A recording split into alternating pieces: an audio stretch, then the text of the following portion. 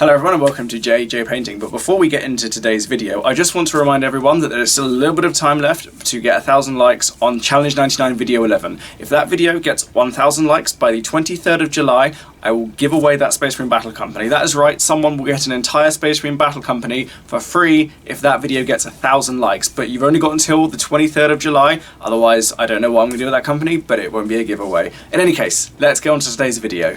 Hello there and welcome to J Painting. I am JJ, and what do we do on this video? Well, we talk about the hobby, obviously. Sometimes we talk about the lore, sometimes we do a retrospective of the hobby, sometimes we talk about units and models and armies that have evolved over the years, sometimes it's a battle company challenge, sometimes it's a review, so there's a bit of every. So there's something for everyone, whatever takes your fancy. And today we're talking about a very lore-specific video. Why did the Traitor Primarchs not lead the Black Crusades? Why did it end up falling to Abbadon to become the new figurehead and the new embodiment, in some respects, of the threat to the Imperium in the form of chaos? Well, that's going to be today's video, and obviously today we're going to be painting this model right here. Yes, indeed, very chaotic model, as you can see. So without further ado, let's talk about the Primarchs. This is a very contentious what-if issue, but thankfully the answers to it are both quite clear-cut, but also really rather intriguing when you break them down.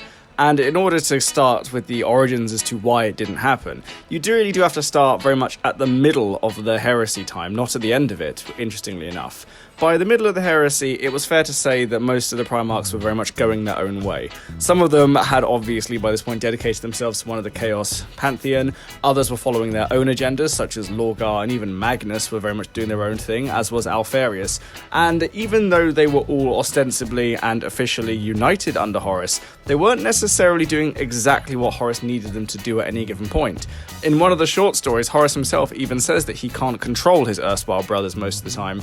And the other thing to bear in mind about Horus's rebellion is that even though he did have a large force fighting for him, not everyone was fighting for the same cause. Some of it really was opportunistic, some of it really was just what they wanted to get their own ends across, and they thought that by siding with Horus they could have their own freedoms. You can certainly see this with Primarchs such as Angron and Mortarion, who never really agreed with the Emperor to begin with, and Primarchs such as Perturabo, who were very much forced into that situation.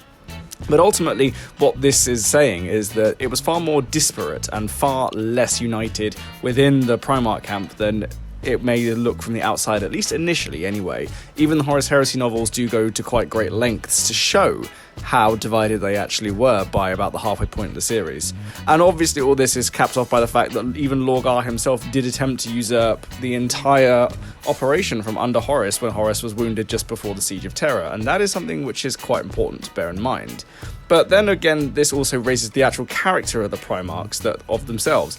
Now, rather than going down all the shortcomings and all the failings of each Primarch and saying here's why they couldn't be a War Master, we can probably sum it up quite quickly with just a couple of key points.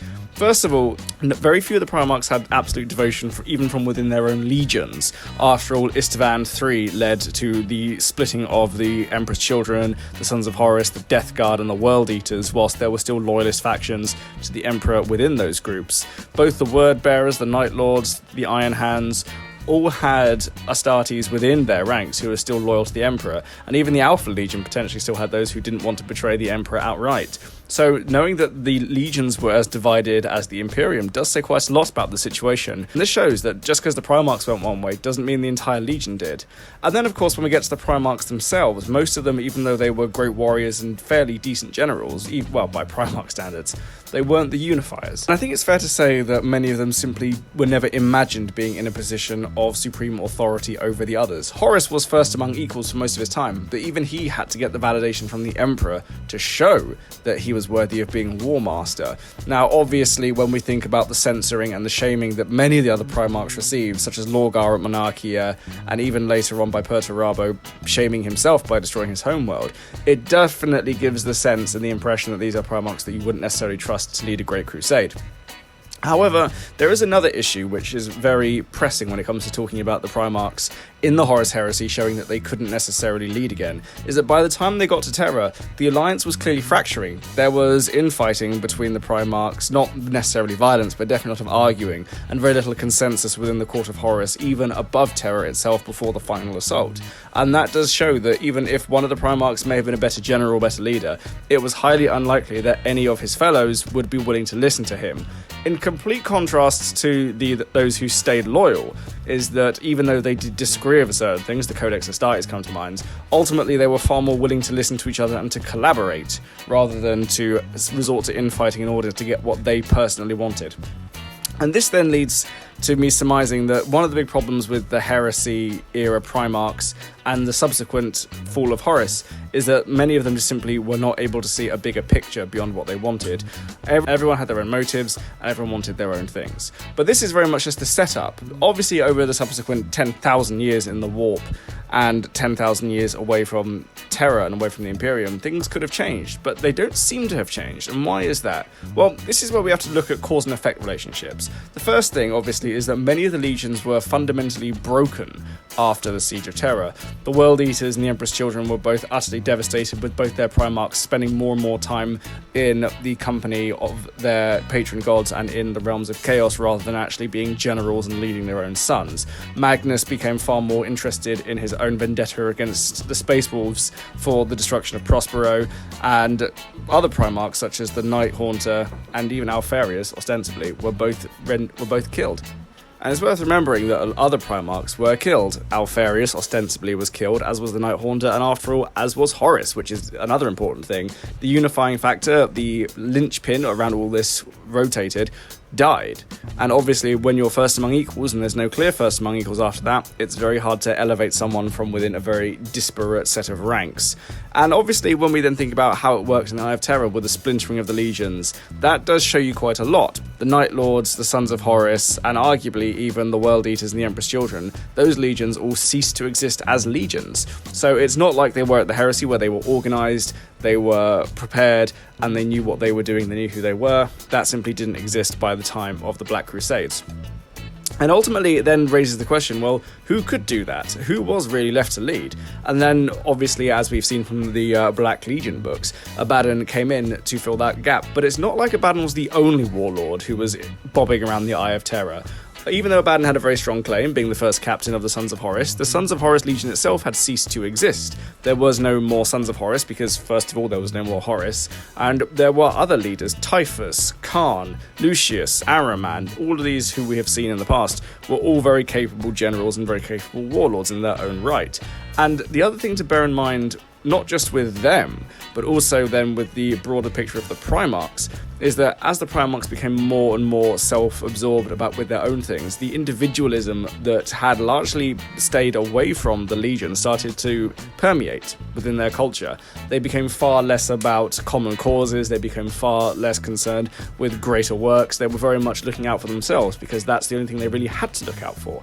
And then when you put that into perspective, you don't necessarily start to see any real reason for those Primarchs to want to start leading another great attack against the Imperium.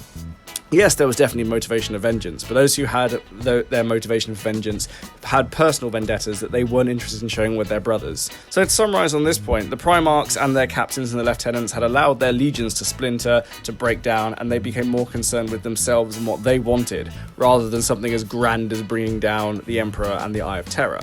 But then this leads me on to another point, which is very contentious, and this is more of a cause and effect relationship.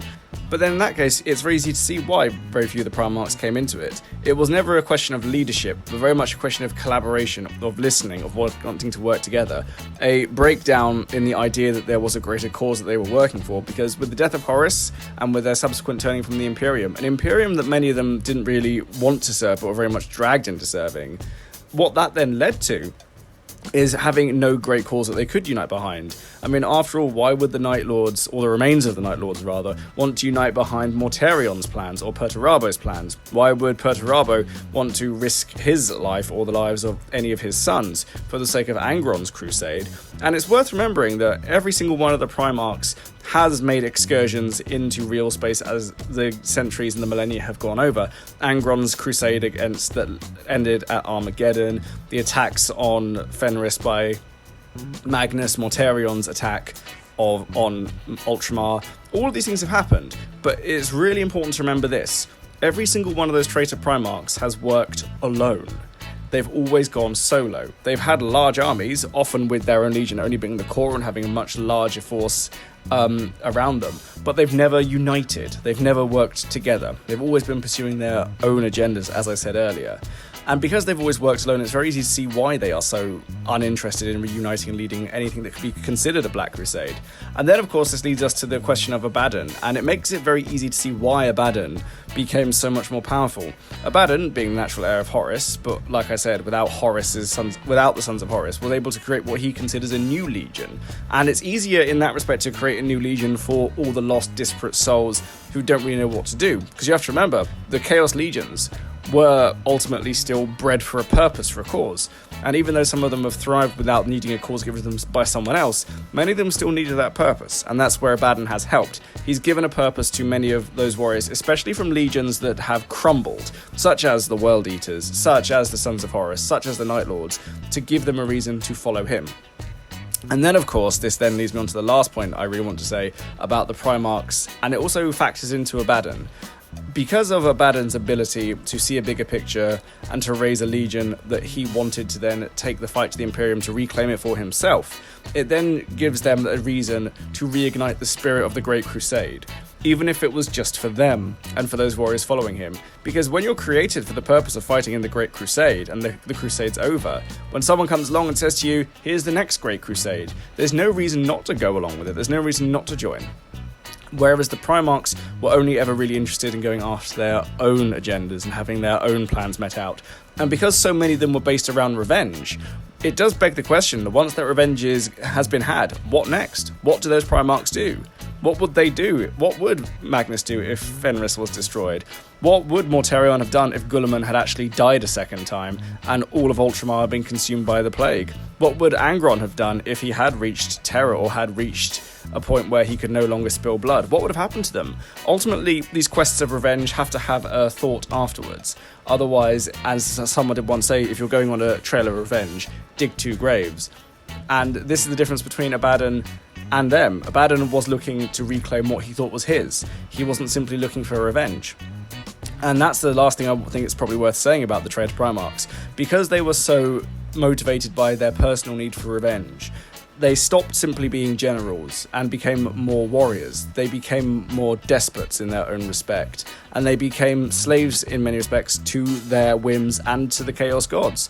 They were no longer really in many respects able to see the big picture, as I said earlier. And in some respects that's a tragedy, especially when you think about how some of these Primarchs worked.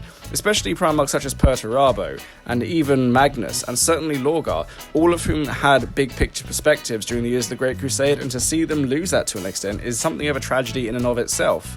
And that's ultimately, I think, one of the reasons why not only could they not have led any of the Black Crusades, but ultimately it's potentially a reason why they could never unify together or even unify their own legions again. And that in itself is a big loss. The fact that to go from having a legion united under you because you were the legion to being known as the legion's past almost, that is a tragedy for the Primarchs. And it's easy to see perhaps why they are relegated to the pages of history. But in any case, I want to hear from you guys. What do you think? Do you think these are all fair reasons as to why the Traitor Primarchs never led any of the Black Crusades? Do you think there is a chance the Primarchs could reunite? I look forward to hearing from you. So those are my thoughts as to why the Traitor Primarchs did not end up leading the Black Crusades and very much ended up sticking to themselves and keeping to themselves. So I hope you guys found that interesting, and let me know your thoughts below in the comments. And whilst you're down there, like, subscribe, hit the bell button, all that good YouTube shilly stuff. And whilst you're down there doing all of that, also check out my website to see the services I provide, see my Patreon, and if you're just interested in seeing some pictures of toy soldiers, have a look at my Instagram. But I thank you all very much for watching. Videos on Wednesdays and Fridays. Goodbye, and have a lovely day.